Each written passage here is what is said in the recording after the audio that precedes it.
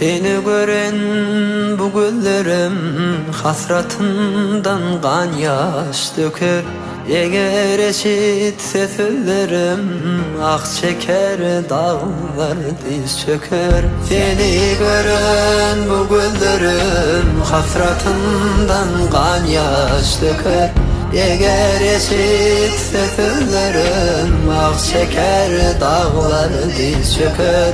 Kara gözlüm, şirin sözlüm, fikir aklıma aldın sen. Sensiz perişan bu gönlüm, sevgilim nerede kaldın sen?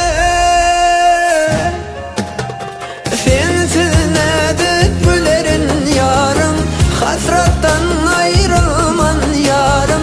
Sensiz nedir yaşarım ben, kayıpım gelsin dolan yarım. Senin beni fikir eder yarım, göz yaşım kimsipir yarım. Hiç bulmada görünmem gel, görünemeler çek ya yarım.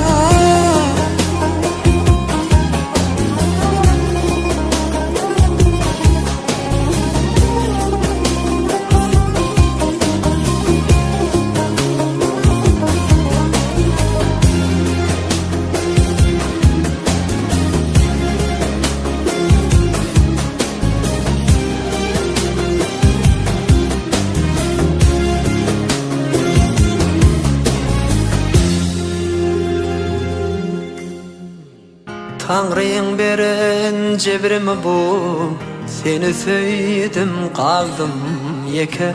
Geceleri düşüme giryen ağlayarın göz yaş döker. Tanrı'nın veren cebrimi bu, seni söyledim kaldım yeke.